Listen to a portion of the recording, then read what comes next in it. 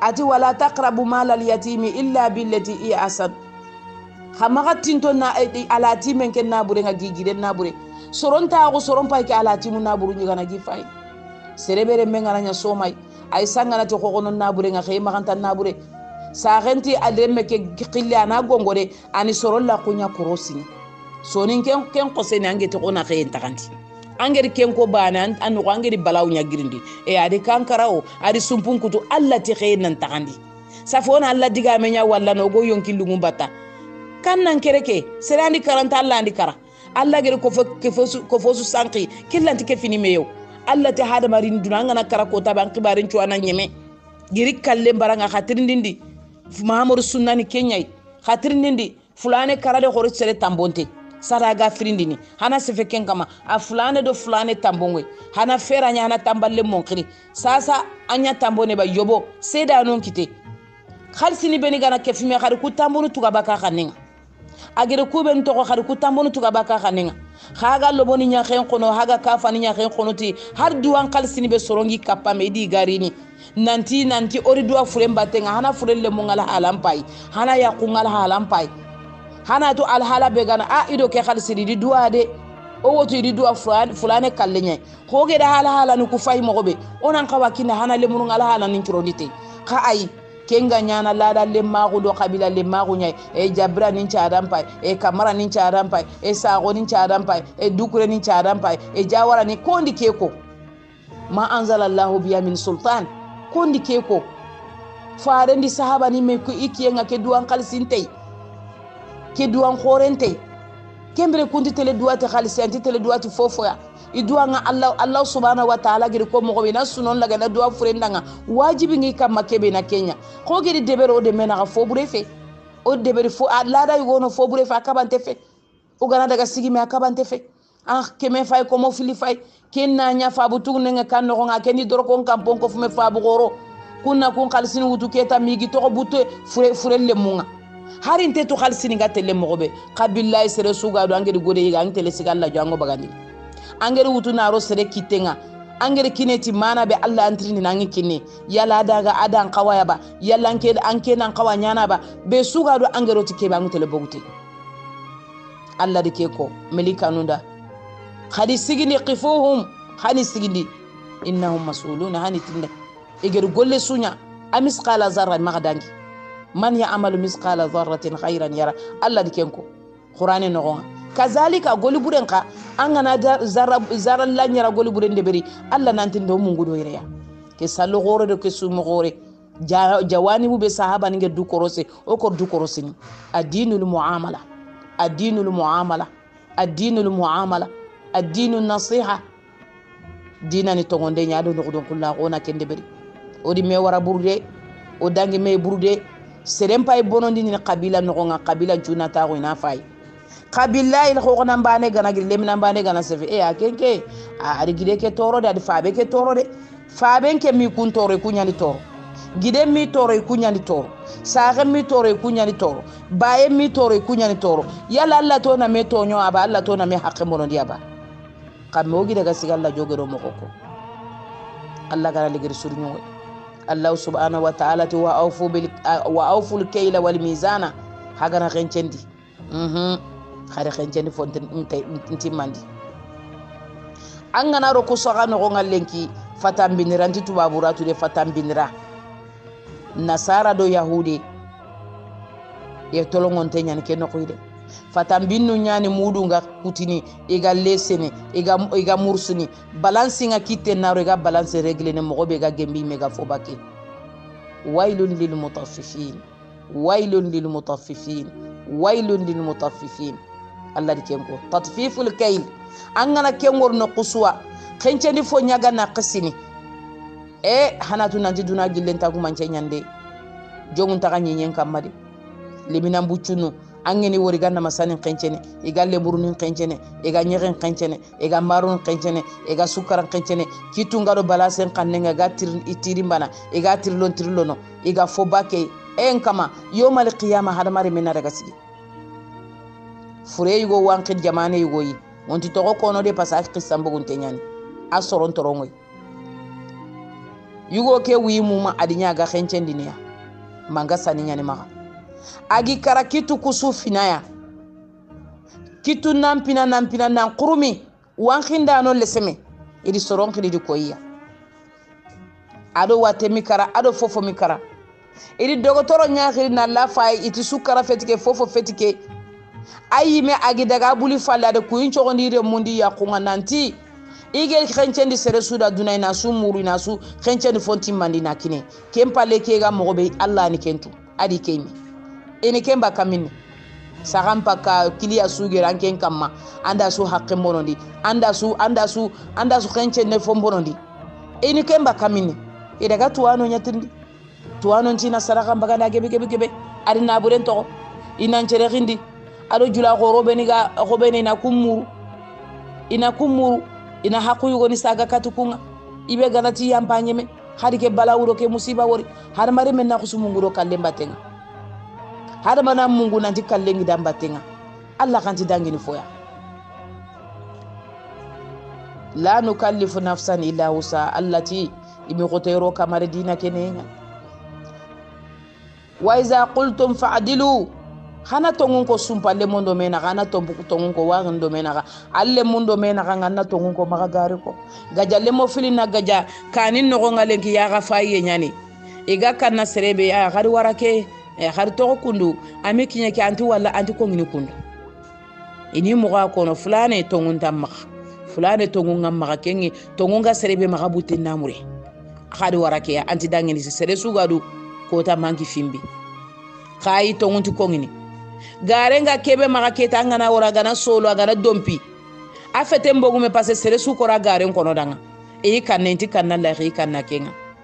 allati iya nan kawa soro nan kawa kaniki Allah nan kota adamare mo kanna kena hadamare birante nganna la to yalla kenya islamiti manteiba Allah subhanahu wa ta'ala to ngonde nya fayke to ngunti ko ngini gajalle mondo menaga kabila lemmo ngume to ngunti ko ngini sumpa lemmo ngume to ngunti ko to ngunti ko ngini yugondo ya gare ngume to ngunti ko ngini alle nyugo ngu wari le nyagare to nyona anya re ngoy aya hakke moro dina anyi menan kawasiki bara anga kebe nyana gare nyani andi toro flane daga ngoli nimbangi ida sefe kita inako an kawa ko ngini kundwa khanga ke final le menga gare kama e ari haiba de e ame ari samba haiba ari demba haiba sambaro demba ga kebe nyana nyaakam khoron kenalle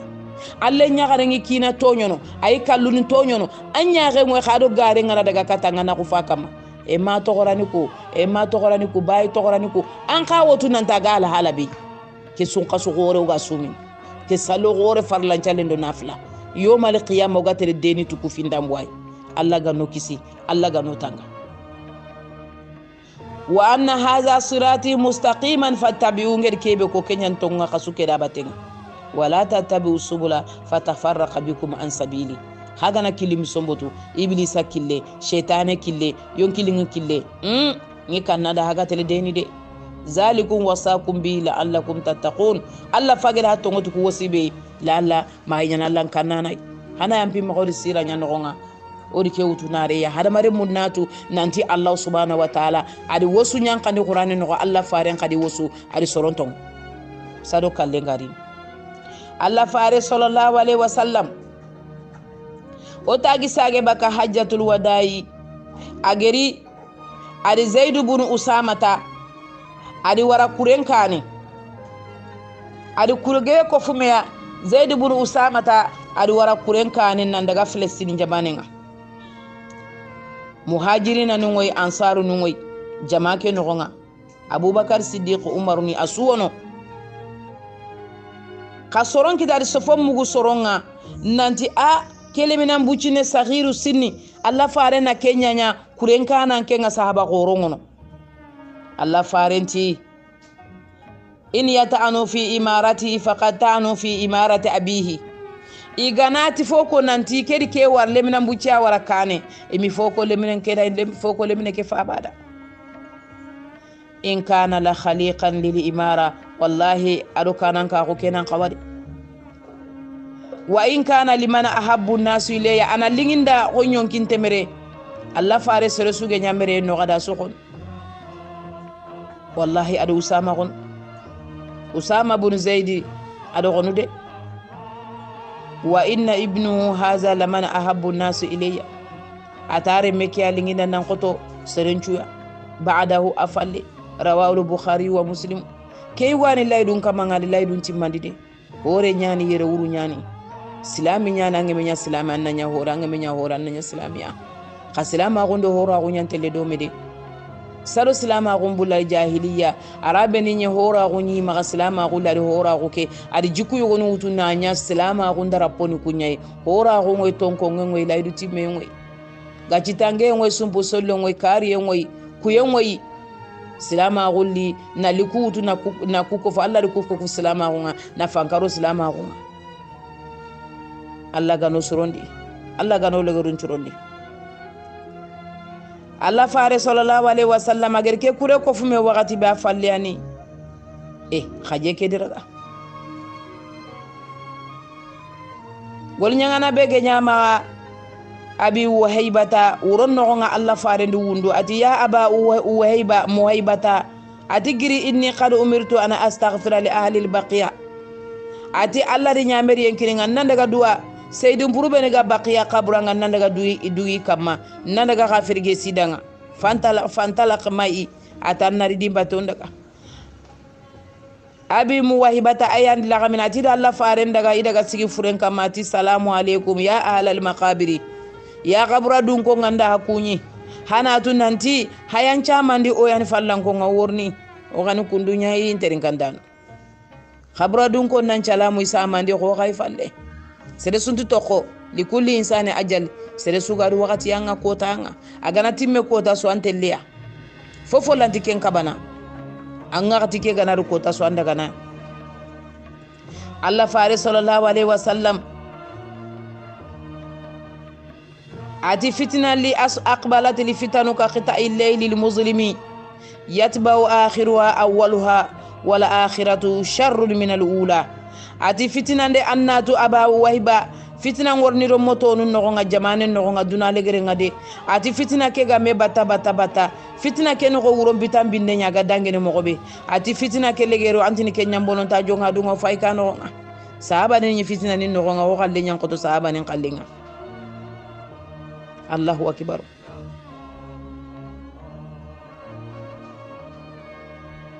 la hara fitina nyang ko to duna fitina nga ango lungo misro la haran tampiniade andi fitina kitade ati ya aba muwahibatu inni qad utitu mafatiha khazain ad-dunya ati aba muwahiba alla di duna kharle melinki tengade wal khulud fiya atinga dume mulla dunanti kalladi ken qakininga summa janna dal janna ko inkeya fa khayyartu bayna zalika ati nan cugandindi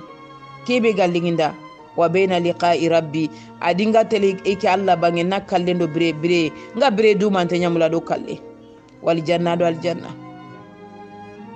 fa qultu bi abi anta wa ummi atin kunati marim baye ya rasulullah khuz mafatiha khazaina dunya atingu mulla anna duna garle mengudu wal khuluda fi anna dumi anna magakara ona to kampani bane summa al janna kempa la naru al janna atilla wallahi kuna ya aba muwahibatu laqad ikhtartu liqa rabbi wal janna atinna alla gemalle ma wadu al janna tindi kenyawtu alla fare mbara dunai atini kalle ya mulla adu al janna o kuto duna mulla onti kalle mulla wal janna mulla agoto entabana de o kuto onti kalle mulla o duna mulla o yal janna mulla politique inte nyana lay gote inte nyana lay nene inte nyana lay anto ko bane kalle ko barake ngaw yon ko senyani kebe ga wajundi te kalle mulla serebe ginterin kananti kalle mulla serebe khage menterin kananti kalle mulla ha kalle ke kan wajibi nyayde o mi barakalle kundunga mene kalle golluku amanya golluku asurofe kempale kanne kalle ba ante ge tikebe anta anga ta gunti kebiya an wotu fer de linyani an kellanti ke yontono baka duka mabada an kellanti ke girini baka duka mabada an kono ke ngaka antikisina mi ko antikisine anta ngollun churondi nan mo ko sorondi horono gollun churondo mo ko sorondi ona kanne ke wara kanne ke nti fo sorono o mani karo fa bani kara o mama ni karo kismani kara o gogo ni kara debille mon kara o kana nin kara menjangon kara lemunun kara khirisun kara bannanin kara miskinun kara otu walle mon kara ga serebe to akara har sasa ga sefere kalle nyandu bire nyandu yogo itele yogo wonu dunani kenya sanje manyani sunnatullahi fil khalqi alla sunna nyan tege no ngala tigilli anke lanti ke ngirini ke lanti ke girindini o ga me tongono kibo no kitunkini me ona me tongona me wara kili siren kama ona anke nan lay gundo ado bangenga ona nyado sere surunga nyana dome sorobe ni galla ko ino ndi dome ono ta bogu dunare muntanga kalle na maga do goju kalle dini juwande nya ka juwande ne aga nan kitenyi duna kitenga juwande mpobri anando dunanyi dome ando la haranti dome ando dunay dome anda lanti dome juwande mpobri ni kenya Allah ga no kisi Allah ga no tanga Allah fare sallallahu alaihi wasallam summa astaghfara li ahli al-baqi asigi khabura ke soron kamma al-istighfaru de beri danga summan sarafa agi girino nga fabada bi rasulillahi sallallahu alaihi wasallam Allah fare ndi janguro girino nga ko giri ko nada mo be Allahu akbar ana uqba ibn amir al-juhani radiyallahu anhu saba qoren pay uqba ibn amir al-juhani radiyallahu anhu rijalun yugu nyani sadaqu ma ahadullah yugu ndangi ogani tokonko oga mulani woro yaare nga filme nyani oga turnini filme tilingi ke siraide masala ngi tilingi ke siraide fofo sunti daga monta Allah farin ciranga sallallahu alaihi wasallam o yaare nga amir uqba wa amir juhani oga sahaba be tokonko antina fay ke siko ya qoma qala inna rasulallahi sallallahu alaihi wasallam salla ala qatla uhudin بعد 8 سنين كالمؤدي للأحياء أتلا فارن دغا سالي ودي فرونغا سينو سيغدانغي يمبالا أنتينغو أغيرغا سيريا ثم تلا المنبر أسيغاغي غرينوغا سيغي منبرونغا رومي سيرينغا أتي إني بين أيديكم فرطون كاننغا سيريبيغي جمان كاني أغا ورني كاني ندغا خيري نخونغا كينيان فرطونغا atinya na hakane yawmal qiyama wa ana alaikum shahidu musheda na hakama wa inna ma'idukumul hauda nda hatele mbenyi nkare kebe Allah geni kininga nda hatele menyi no nyaide wa inni la anzuru le nciginte ke sasa nga sefena da yo nyaare nga khare ke nga sika kambenga khesufoni ngimmaga aljanna khesufoni nga no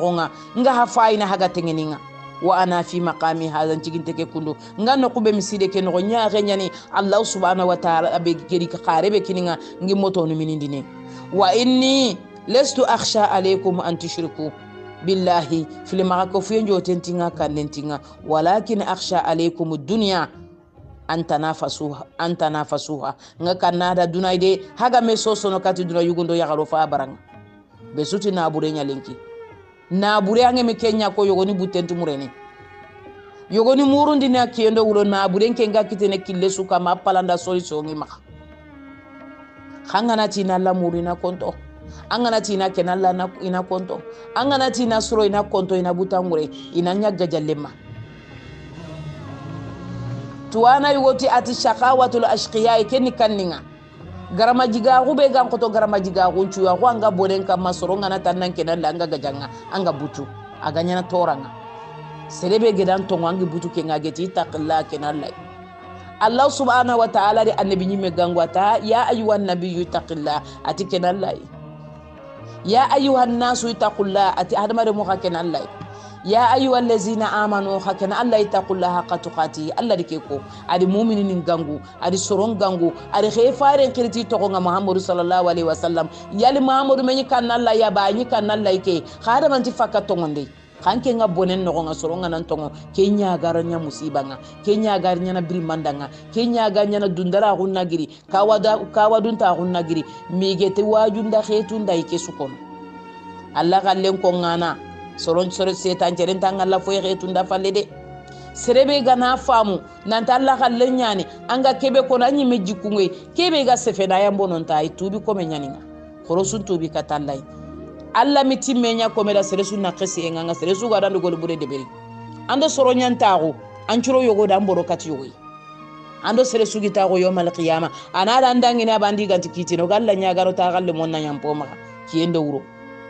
koronke na Allah gundo koronke na Allah bange ando sere sugede wurum para ko meya a haqqingan kamanga khinga kama ando gubudo nindi nyando teynundi nyanda kina dinya timme enta hada madanga khasado kalle ngari ni angere kubeni bono dan ni sorondi khanka an khoso bire nyaagi nya anga fini bono ndi nyai anga fini palani nyai anga fini wuru jagande nyai anga fini foburu mure nya jiwre anga fini khufadu bure nya khufunu Allah tike nyamulla annan tubi katallai angere kuber nya wose tan nagate sine hada mageri bire bana nyame akuteli nafila imene Allah farenti sallallahu alaihi wasallam adin moto nuku winti dangini tandu mekedo tanyere ke naganga tan nagate sine hada mangere kitabane fare langa gongonde langa annan tubi katalla annan yillampal annan bara dunai annan kuti dunai Allah ni kenya mulla Allah farenti inti kanoda Allah kutede filma ke fe kanoda dunai yugo ngina bure mulla ya galu ngina bure mulla yugo nga ya na bure murnu kilebe lenke agebe fete halale de harame nyani ya galu kazalika marché ni mbono soronga soro marché ni nyamuru lenki marché be ganki tenganti ke mulla ma wani marché na muru na bonoti soronga biyo nungutu na ngoku jamanu do jamanu nandaga sorondi partenaire ni naga mononti soronga gilli nandaga deberu nandaga korto a fulana giri na bure kita na nyilli falle anan toide anan nyakundu Allah ya ring besu khalla di yogoni ti dunay di iri golinya soro nyaada Allah to ko fuke jamandi terin kandama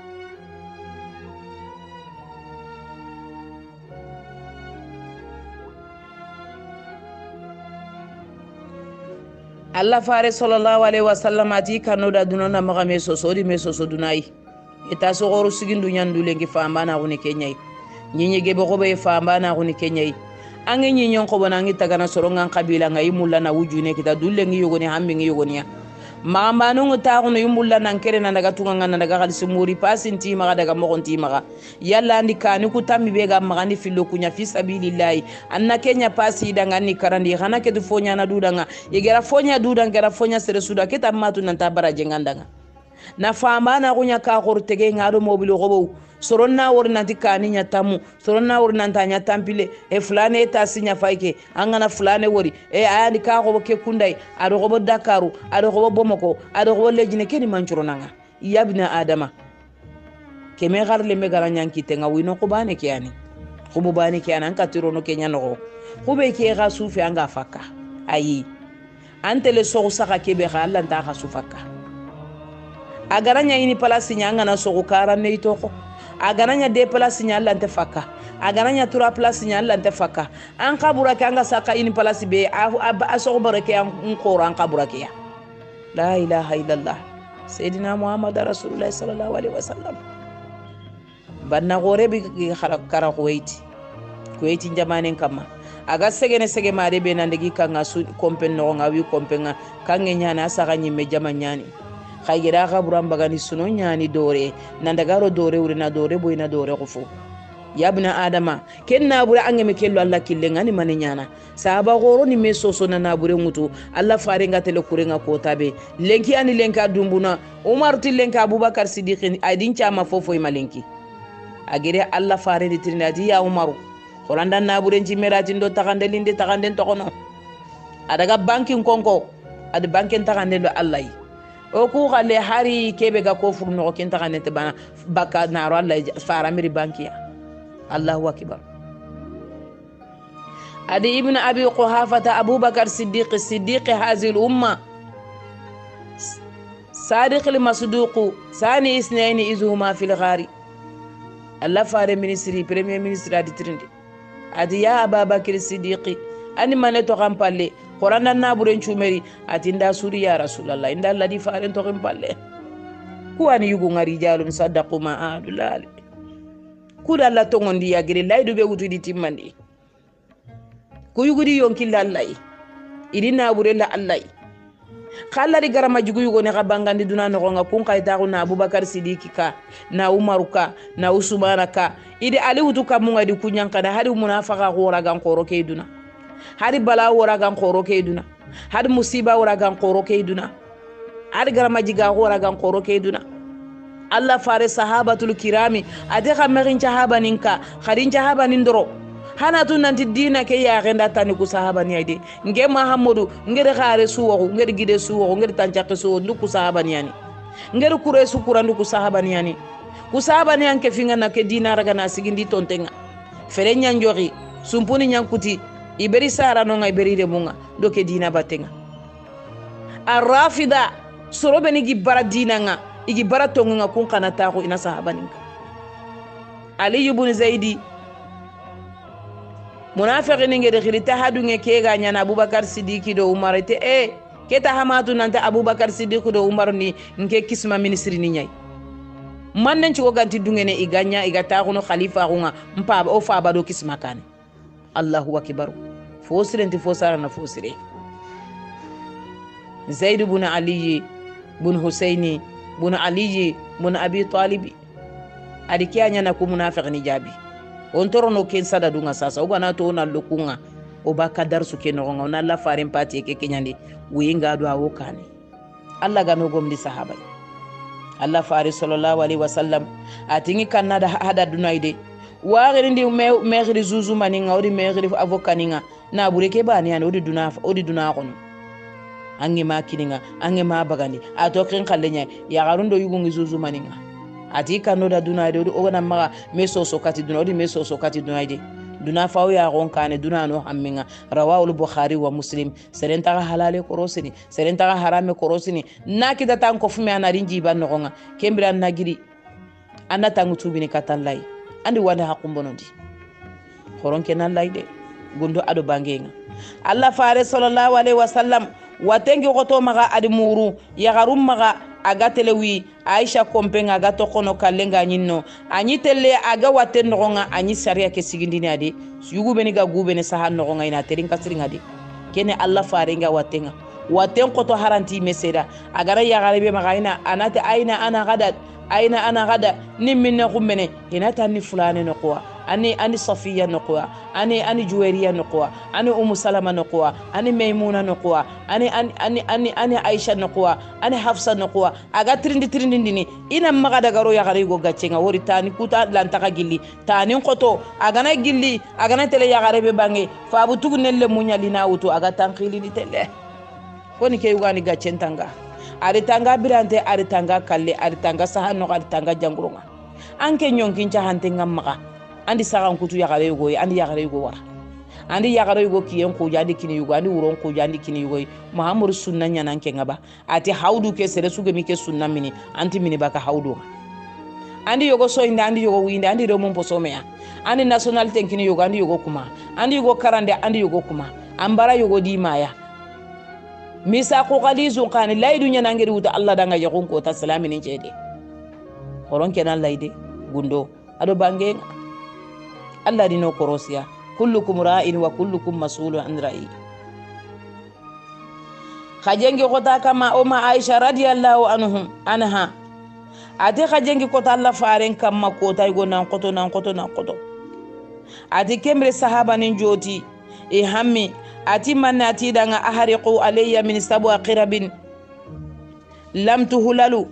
kemre qirabi kenin manne grife kebe gano ga jillo na no sugu fete nyani ga nyana grife nga ga fakka jinga ga logana ate khari kumpa ko nyeri joxinga hagana joxinga ati fatanto e kebe ginga to e kay goy bakinga kenya sunna nyani serempete ngana to anata nan daga jijo ko Allah farin cunna nyani ati wori fatankumu ke ati jahannaba to imbe nyani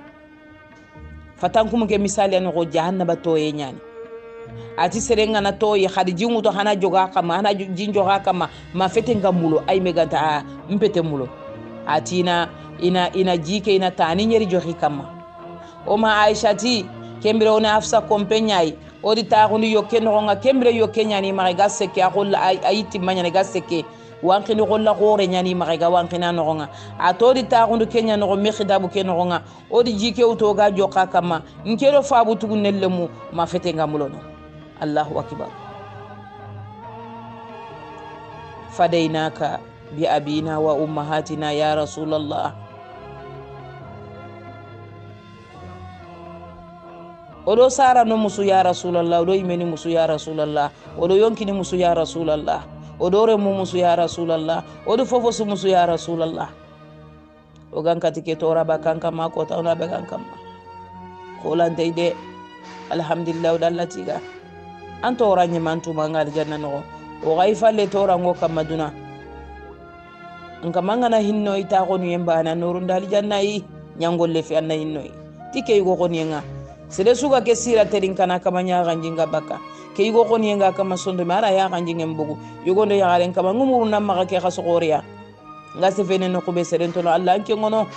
angana hinnendi suko fumanto ngati fare ngoro manga noronde aljanna tatunka ko noronde aljanna tankalla gunta ko noronde aljanna angana hinne do sara no ngado sara no cara no angana hinne do re mundo waxini ngado jamane le munga fitina be go de bunno ko angana shaytane bo go de o de bulle ma o de bulle mondo me nakanga angana butu ko qur'ani katime angana sondo mon qur'ani katime nkama anyen demiello khoniyello ansara ndo ay muhajirina ni nakanga nkama angana ken khoniyoro de bekere mundo me naka yugondo yagaru angana sumpu ke sagi batenga angana katike sagi batenga angana jike ke sagi batenga angani bogu shaytane magangani warankillen kama innaka qadirun ala kulli shay ya arhamar rahimin Allah gana ke duwa uraga Allah fare sallallahu alaihi wasallam summa kharaja ila an-nas fa salla bihim wa khatabahum rawahu al-bukhari wa muslim atogeri jindo kama wakati bari fankalamane kita abogu adaga kati soronga salitiya قالت عائشة رضي الله عنها ما رأيت رجلا أشد عليه الوجه من رسول الله صلى الله عليه وسلم رواه البخاري ومسلم أتمي يقولي توقي بيغاي جانغرو كيا أغان قطال فارغ صلى الله عليه وسلم عبد الله بن مسعود رضي الله عنه دخلت على رسول الله صلى الله عليه وسلم وهو يؤكو فمسأته بيدي أتند الله فارغ وري نغيرا كما جانغرو كيا دبينانغا كما أغا فينونغو بنندين كتلا كما iti ya rasulallah toxe nganga lenki ati ajal ati tongunyani inni aw aku kama ya aku rajulani minkum ati toxe begi nga yugu fili toxe nyana Allah garo nimbaniya fa qultu zalika anna laka ajrayni ati kenga angir kengori barajum pilli ananga fa qala sallallahu alaihi wasallam ajal summa qala sallallahu alaihi wasallam ما من مسلم يصيب أذى من مرض فما سواه إلا حط الله به سيئاته كما تحط الشجرة ورقها أتي نونيا الله فارس صلى الله عليه وسلم أتي مصيبة بمؤمن كتا تورا من مؤمن كتا هراغرا ساسا نياغري سوفا جانغورو نياغني الله غانتي كينيا نا دانغا جوربو خافري تورا سوغاي yango suga fetenga Allah ne konkono baka fetenga ko yitenderenga mulembirenga ga konkene mogobe Allah gano yango non konko Allah gana jangranto yango non konko bakke yugondo yagare to renga sere so iman kara nyageni hari dorome nyageni har solle nyageri sufa Allah gana su yango konko baka fetenga ko yitenderenga konko na mogobe Allah farenga di sabere kenteke sallallahu alaihi wasallam onata amin Allah fare sallallahu alaihi wasallam agir wasu yani be ko marra la abbas radiyallahu biqaumin Abbas ibn Abdul Muttalib Allah faren pa butuguna dangi jama yugo min al ansari yabkuna ali ansar ni ngori sahaba ni ngori gawunu ati danga ma yubuki ku mannenya iti zakarna majlisana min rasulillahi sallallahu alaihi wasallam ora Allah faren ga tawunu ke barai agantire lengi kenya sunonoi kemra mi karade ani janguronya fa dakhala al Abbas alayhi fa akhbarahu ati Abbasuro Allah faren kamma sallallahu alaihi wasallam adu kono da nanti sahaba den dangi ga woni sunonte idi ramen khufay fa usba bi asabatin dasma idi ramay go khufay wa kharaja wa sayda al minbar asigi minbarun kama walam yas'ad ba'da zalika kem palla ma asigi ada Allah kunyi ada akunyi ndi ada Allah tiga ada Allah mama ati usikum bil ansari hanatu nda to ngota ansarun fa innahum karshi wa aibati nyongin temere nyani usahabani de madina ko nyana ansari ninga wa qad allazi alaihim kebegi kamari kende beri wa baqiya allazi lahum kebegi dangalla bangalla na kenkinia fa aqbilu min muhsinihim ibe gana sura hadanga hadiken hadunge kenga wa tajawazu an masihim serebe ni gara fobure ndebe khadangi khama ko khamegira ate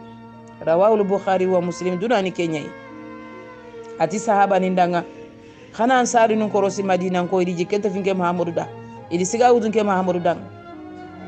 asimme fisiringa le feserenga na suranda ni tunwa fisiringa la ko peta la farin tunnaide ibe garanya fisiringa le anya fisiringa le khalla farin tunnafe sere sugi sro mahamudu da anya gacentanga da sere sugi suro mahamudu da yanga centanga ati be gana surhada khadunge ke ngai be gana bore be nya khadangi ke magatu ga kamanga maga kutalle magulanda kamanna anna kamanto sunna keni ke Allah faren junna sallallahu alaihi anna kuru agere fobure be nyama ko rawahu bukhari wa muslim. Allah fare sallallahu alaihi wasallam ati ina jaziratul arabi ina yahudi bagandi jambanto nyani na magato arabu nyenga mushrikina ni kafirin ni bagandi adi gongo ati ke khabura ina maganya misiri ati la'ana Allahu al-yahuda takhazu qubur al-anbiya masajida rawahu al-bukhari wa muslim qatala Allahu al-yahuda والنصارى تخذوا قبور انبيائهم مساجدا اتي الله بدي بوني غني انصار دو يهودي غري النبي ني قبر ني مسيدي كي محمد قبر ما ني مسيدي دي سرونغا تلسيغين كما جيمباتا انتي دوغني كينغا إيسان ظن بالله ونجي اسرن تو الله نخا اتي لا يموتن احدكم الا وهو يحسن ظن بالله عز وجل رواه مسلم وابو داود واحمد وابن ماجه ati islamina maga karabakuna gabaka duna angmi jigi asire mutandalla naga angana so gancha kan kama kota suguro kama anna yampi maga ke ngangiri kebe deberi nga kebe tunga kebe tun kama innaka ghafurur rahim ngama angana hinninga jigi asire nyani nga utundan naga ngotu tunka bege nanga ndo gollenti tengena nga de khando jigi asire ngi tengena ngana karani londe aljanna anna meghlaganti golleya abada ngana kara ani londe aljanna jigi asire anna utandalla naga anna tunantanga na karalla hinne nanga ke nguro anati melika nunda ke komo ya gare gasaka ke komo yuga saka adu duwa khalifinga nge Allah ta khalifa bunda jigi asire be utuni ronde aljanna awa khadronde aljanna ti jigi asire ke kiyani jigi asire nga kananya kiyenga anna kira soronto nyo na jigi asire nguto mi kenko de anna kira sumpu kutira na jigi asire nguto mi kenko anna kira hasida ko anna kira besen konna anna kira debere anna kira jeni anna kira minne anna kira warina khalle bono nga wuro anna jigi la ani du konkono baka kesu ya anna jigi asire nguto jigi asire anna ke nguto andalla na kanna nya an tire nyani andi surende beri khangu bonen kam anna jigi asire nguto Allah tike mulla sere lanti muqalla pala lanti nyana dai andi du surondini ko tasu ille ngana kere ma wuronga lanna du korosi fo bure ngeni fo be yango ngeni febe annan ka palle mon ga centanga ngeni ga centanga angana jigi asire nguto Allah na hinnanga khange mi ga centanga Allah ti hinnanga Allah faare sallallahu alaihi wasallam wasuti manne ati as-salatu hadi sallen qotondi Allahu akbar ana Anas ibn Malik radiyallahu anhu khadim an-nabi sallallahu alaihi wasallam كانت وصية رسول الله إن حضره الموت الصلاة وما ملكت أيمانكم حتى جعل يغرغر بها في صدره ولا يقبض بها لسانه ولا يفيد بها لسانه أنس بن مالك كحديث أحمد وابن ماجه وابن حبان يعني لغم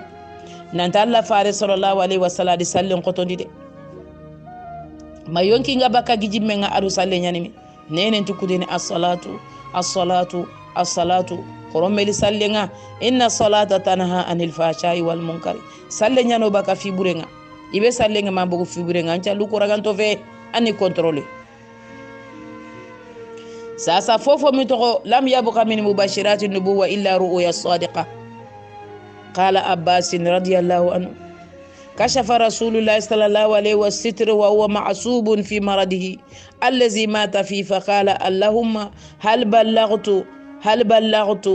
بلغت إنه لم يبقى من مباشرات النبوة إلا رؤيا رأى العبد الصالح أو ترى له أو تري له الله وإني قد نهيت عن قراءة في الركوع والسجود فإذا ركعتم فعظموا الله وإذا سجدتم فاجتهدوا في الدعاء فإنه قمن أن يستجاب لكم رواه مسلم وأبو داود وأحمد والنسائي وابن ماجه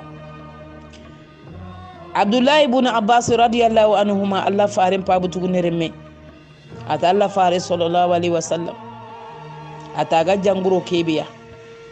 wateke bagi bonano ngaga kenga atikembra wateke ko tenkani atadu du to ati ya rabbi yali ndikinyandi ba ati fofo mi to ande bi nyima kun tagu mancenga makuy suru sorobe ni ga wala kuy sire gono sorongo kun walla soro surungu kuin walla iga walla mo banyana kundwa komo suru ati din kabanna ngana jimi ngana rukunya na ma qur'ani khara ngana sujudu nya na ma qur'ani khara ngana rukunya anna ruku ke suronde Allah da ngana sujudu nya anna nduru to duwaunga ha duwau ke banga nya na sujudu ngati agange be duwau ke jabini ade hadisa sahante nya rawahu muslim wa abu daud wa nasai wa ahmad wa ibn majah abubakar siddiq ay sali ni ci soronga jangoro ngoto abubakar siddiqi